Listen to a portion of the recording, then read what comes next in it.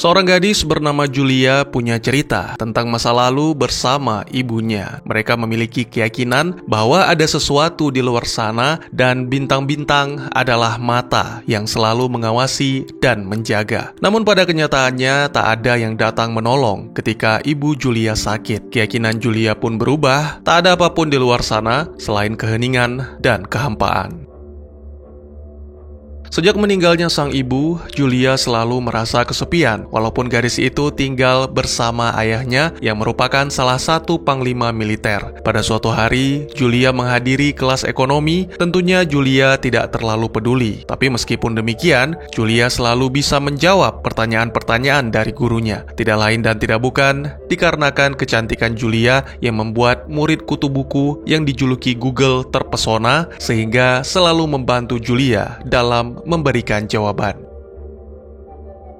Saat pulang sekolah, Julia meminta izin kepada sang ayah, Kolonel Lebedev Valentin, untuk menyaksikan fenomena meteor shower. Tentu saja Lebedev tidak mengizinkan karena demi keamanan anak perawan. Namun Julia yang kesal hanya mengabaikan, dan keputusan tersebut sangat didukung oleh kekasih Julia, yaitu Artyom, karena meteor shower adalah fenomena langka yang terjadi 50 tahun sekali. Beberapa waktu kemudian, Julia dan Tom sudah berada di rooftop. Bersama mereka juga ada seorang gadis yang merupakan sahabat Julia, yaitu Sitwana. Namun karena bosan menunggu, Julia dan Tom memutuskan untuk bersenang-senang lebih dulu, meninggalkan Sitwana yang terlihat begitu antusias.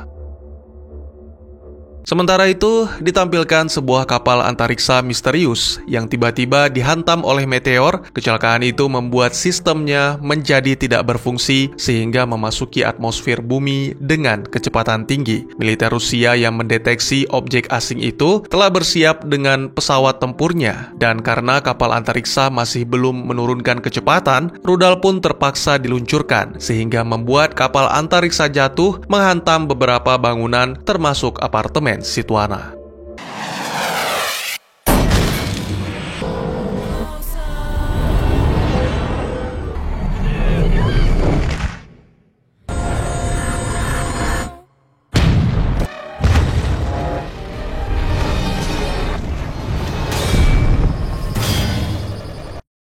Selamat datang dan selamat berjumpa kembali bersama saya Teguh Gusto. Bagaimanapun kabar kalian dan dimanapun kalian berada, sudah tentu saya selalu mendoakan semoga teman-teman baik-baik saja. Seperti biasa, saya akan menceritakan sebuah film yang mana kali ini berjudul Prytazyne, rilis di tahun 2017 dan disutradarai oleh Fyodor Bondarchuk.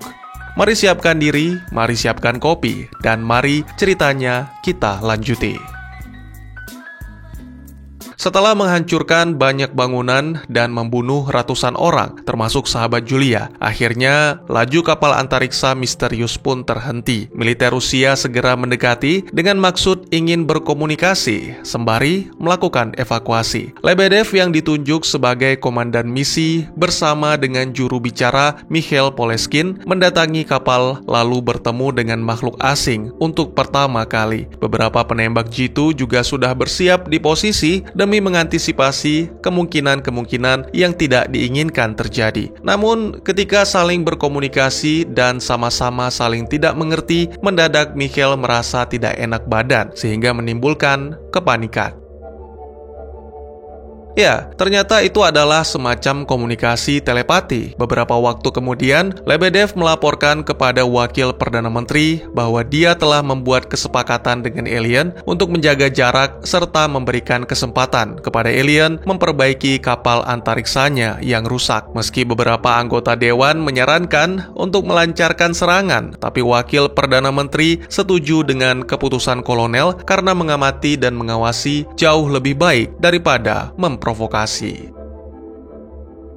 Sementara itu ditampilkan Julia yang terbangun di rumah sakit dan mengetahui bahwa sahabat baiknya telah meninggal. Gadis itu juga menyaksikan siaran televisi memberitakan tentang musibah yang terjadi, serta berita tentang sang ayah yang kini bertanggung jawab penuh untuk melindungi wilayah mendaratnya kapal antariksa. Ketika meninggalkan rumah sakit, ternyata Kolonel Lebedev telah menanti dengan para pasukan. Tanpa banyak basa-basi, Julia dibawa ke rumah neneknya, Lubia, dan Julia akan tinggal di sana untuk sementara waktu.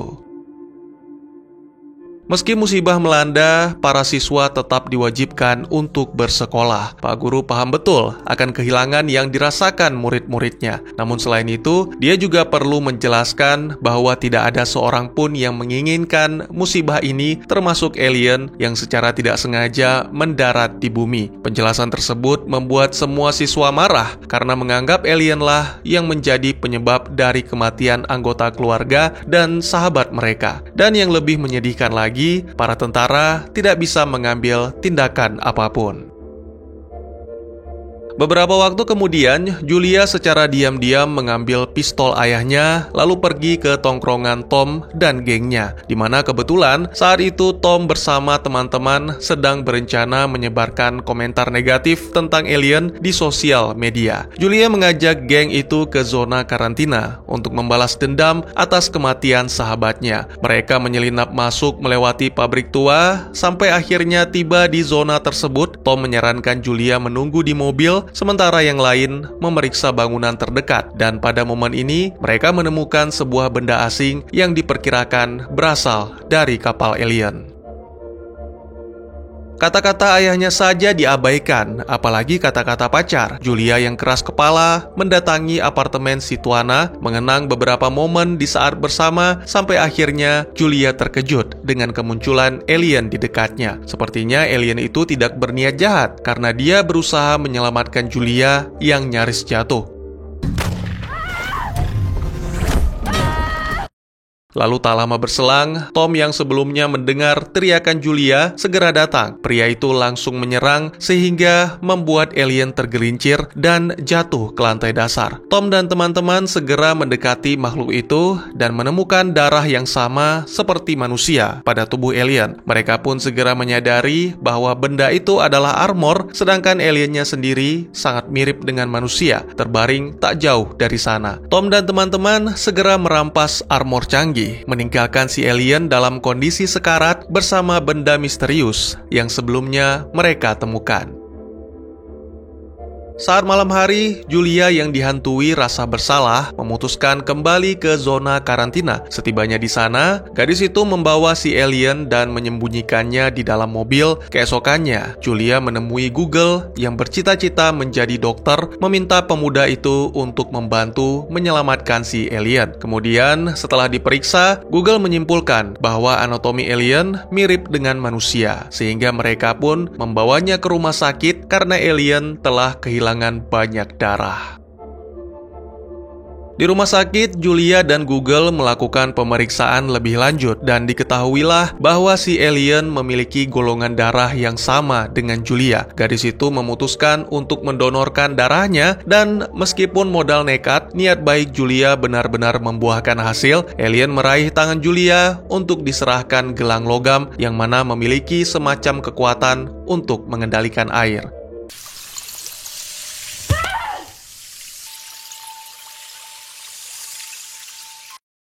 Sementara itu, ditampilkan militer yang membawa benda misterius, yang mana sebelumnya ditemukan oleh Tom dan teman-teman. Sama halnya dengan gelang Julia, keberadaan benda misterius sepertinya juga membuat air bergerak, dan di tempat lain, seorang nelayan terkejut melihat air sungai di zona karantina menghilang secara ajaib. Dalam rapat darurat bersama para dewan, seorang ilmuwan menyimpulkan bahwa alien telah menghisap air yang mana digunakan untuk memperbaiki kapal antariksanya.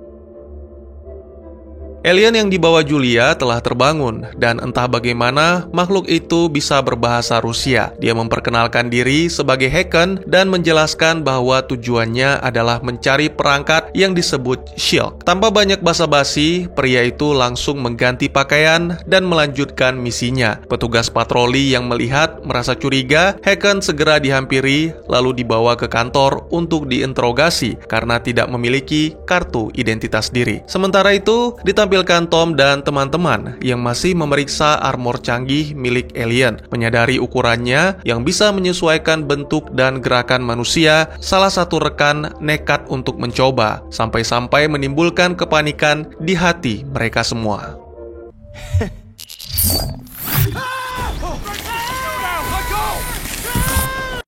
Sebenarnya, Tom berencana untuk menyerahkan armor canggih itu kepada militer. Namun sayangnya, sang kolonel tidak bisa dihubungi. Tak lama kemudian, geng itu terjebak di antara kerumunan para warga yang marah karena militer menjatah pasokan air. Sialnya, salah satu warga melakukan provokasi sehingga bentrokan pun terjadi dan Tom yang sebenarnya berniat baik menolong petugas malah dipukuli lalu ditangkap.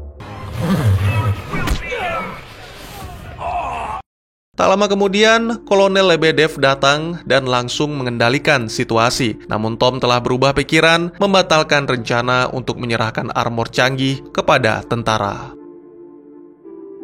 Saat diperiksa, polisi terlihat bingung karena Hacken tidak memiliki sidik jari. Beberapa waktu kemudian, Julia pun tiba berusaha membebaskan Hacken dan membawa alien itu kembali ke dekat zona karantina untuk dipertemukan dengan ayahnya. Dalam perjalanan, Hacken menjelaskan bahwa dia membutuhkan shield agar dapat kembali ke planetnya. Lalu, setibanya di pangkalan militer, Julia berbohong dengan mengaku telah hamil 3 bulan agar bisa bertemu dengan sang ayah. Setelah perdebatan panjang dan rumit antara ayah dan anak, Julia mencuri akses card milik kolonel lalu menyerahkannya kepada Hacken. Pria itu pun segera menyamar menjadi Kolonel Lebedev, menghampiri para ilmuwan serta menyelinap ke dalam laboratorium. Butuh beberapa menit bagi ilmuwan untuk menyadari bahwa orang yang mengambil benda misterius di laboratorium bukanlah kolonel. Mereka segera menyalakan alarm, namun semua itu terlambat. Hacken telah kembali ke Julia, lalu setelah mendengarkan omelan kolonel, Julia dan Hacken pun diminta untuk segera pergi meninggalkan pangkalan. Sementara itu, Tom yang telah dibebaskan kembali berkumpul dengan teman-teman untuk mempersiapkan rencana pemberontakan. Mereka memodifikasi mobil, membuat molotov, serta mempersiapkan tongkat baseball sebagai senjata. Setelah itu, Tom menghubungi Julia untuk meminta maaf atas pertemuan sebelumnya yang kurang menyenangkan, sekaligus meminta Julia untuk bergabung dalam gerakan pemberontakan. Namun, Julia menolak karena ternyata Hacken tidak seburuk yang dia duga, sehingga memutuskan untuk berada di pihak alien. Julia meminta Hacken menunggu sampai tengah malam karena saat ini penjagaan di zona karantina sangat ketat. Setelah keduanya sepakat, Hacken dibawa ke rumah Lubia. Setibanya di sana, Hacken tidak hanya diperkenalkan dengan nenek, tapi juga dengan Charles, anjing Julia yang sakit. Hacken yang merasakan penderitaan Charles mendekatkannya ke Shield, yang mana secara ajaib, Charles seketika menjadi sehat. Saat makan, Julia menyaksikan siaran televisi yang memberitakan bahwa Hacken kini menjadi buronan militer. Lalu tak lama kemudian, setelah perbincangan lucu dengan Lubia sangat mengejutkan, kolonel dan pasukannya datang menyerbu rumah.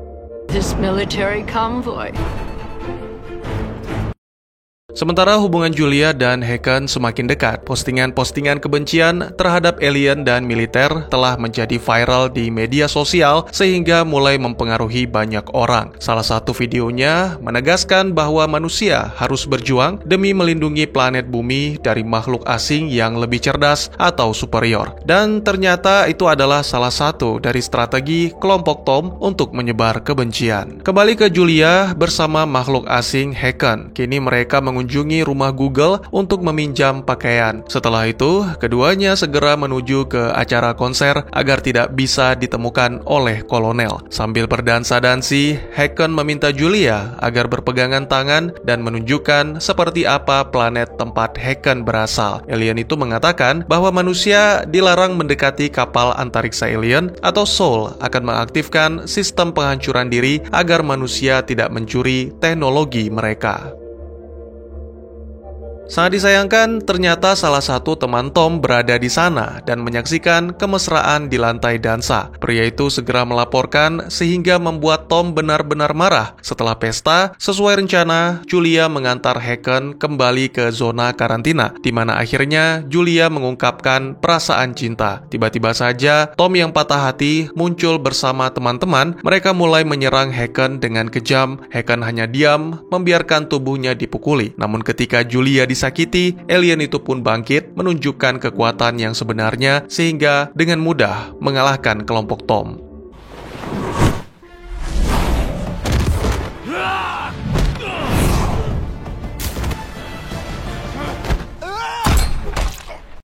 Segera Tom dan teman-teman melarikan diri dengan perasaan hancur karena teman baiknya Russ mati tertembak. Tom kembali memerintahkan kelompoknya agar lebih gencar menyebarkan berita palsu bahwa alienlah yang membunuh Russ dan mengundang semua warganet untuk berkumpul, memulai kerusuhan dan menyerang kapal antariksa alien. Tom mengatakan tentang keburukan para tentara yang bukannya melindungi rakyat tapi malah melindungi makhluk asing. Dan jika bukan rakyat yang melindungi planet bumi, siapa lagi? Ucapan tersebut membuat semangat semua hadirin berkobar bagai api. Para tentara mencoba menenangkan, namun itu semua tak ada gunanya karena kelompok Tom mengamuk bersama warga untuk menerobos barikade.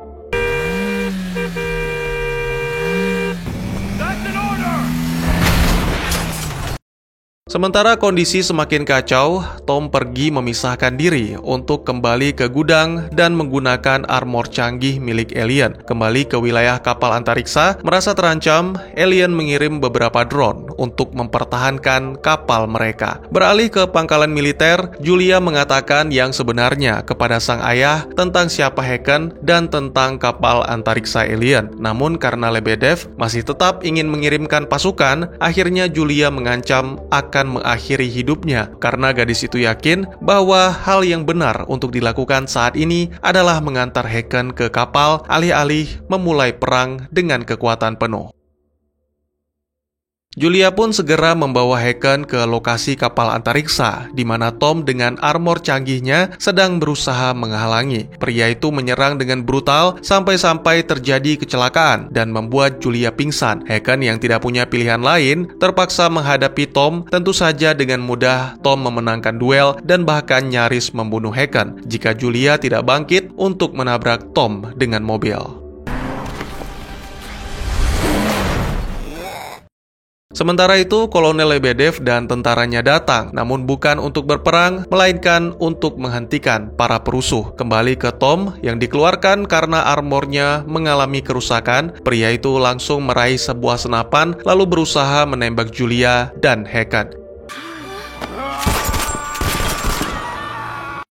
Lebedev yang melihat putrinya tertembak segera memerintahkan anak buahnya untuk menangkap Tom. Lalu para alien membantu membawa Haken dan Julia yang sekarat serta Kolonel Lebedev ke dalam kapal dan kemudian dimasukkan ke dalam medical pod. Sementara itu, Lebedev berbicara dengan Saul yang merupakan AI kapal antariksa alien. AI itu menjelaskan bahwa sebenarnya Haken dan kaumnya sangat dilarang mengunjungi bumi karena dianggap sebagai tempat dengan lingkungan sosial yang sangat agresif. Namun Haken yang penasaran tetap mengunjungi bumi dengan tujuan mengamati dan mempelajari.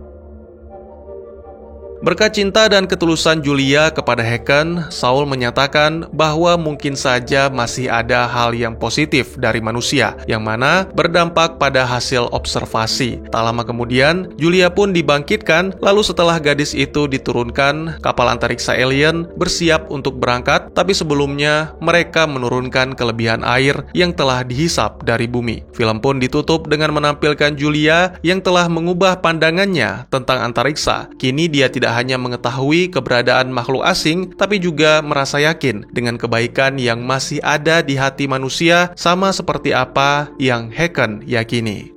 Dan tamat. Awalnya saya melirik Invasion 2020, tentu saja ya karena saya memang sangat tertarik dengan film-film berbau antariksa dan invasi alien. Namun setelah saya telusuri lebih lanjut, alangkah lebih baik jika menonton film pertamanya yang memiliki nama lain, yaitu Attraction. Konsep ceritanya cukup bagus, meski saya tidak sepenuhnya puas dengan endingnya. Bukan karena gantung, tapi karena kurangnya misteri dan tanda tanya. Tapi secara keseluruhan, saya mengatakan bahwa Attraction bukanlah film yang jelek, apalagi visual effects-nya yang luar biasa, sehingga akan semakin nikmat jika menontonnya di teater.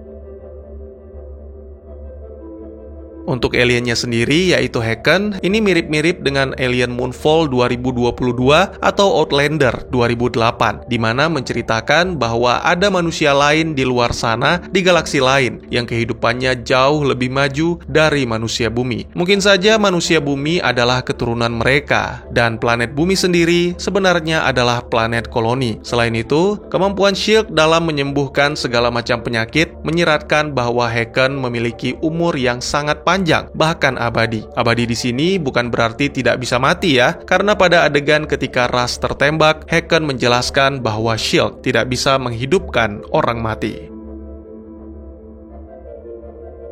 Entah karena ini film pertama atau memang tidak jelas, tapi jika hanya mengamati yang menjadi tujuan si Hacken, ini sangat-sangat disayangkan karena Soul sudah menjelaskan panjang lebar tentang bumi, lingkungan sosial, kesalahan manusia, dan perang, bahkan sampai perkiraan kiamat yang mana kurang lebih 600 tahun lagi. Tapi mungkin saja selain mengamati, Hacken bermaksud untuk menyelamatkan dengan cara mengubah kehidupan manusia yang penuh dengan kekerasan dan pengerusakan menjadi ke hal yang lebih baik demi mencegah terjadinya kiamat.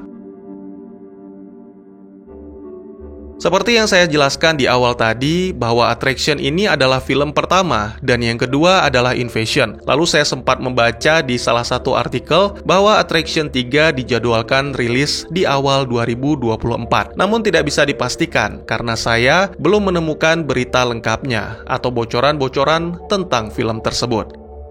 Baik, mungkin segitu dulu teman-teman. Kalau saya jelaskan terlalu banyak, nanti malah jadi offside ke film kedua. Silahkan tinggalkan like jika kalian tertarik, nanti akan saya coba untuk membuatkan videonya. Terima kasih bagi teman-teman yang sudah menyaksikan. Mari kita jadikan kolom komentar sebagai sarana penambah wawasan dan menciptakan jalinan persaudaraan, bukan malah menjadikannya sebagai tempat pembulian sehingga menciptakan permusuhan. Jangan lupa untuk dukung terus channel ini dengan cara share, like, dan subscribe, karena dukungan dari kalian sangat berharga bagi saya demi perkembangan channel ini. Saya Gusto, sampai jumpa di video selanjutnya. Tetap semangat, tetap bersyukur setiap hari. Dadah!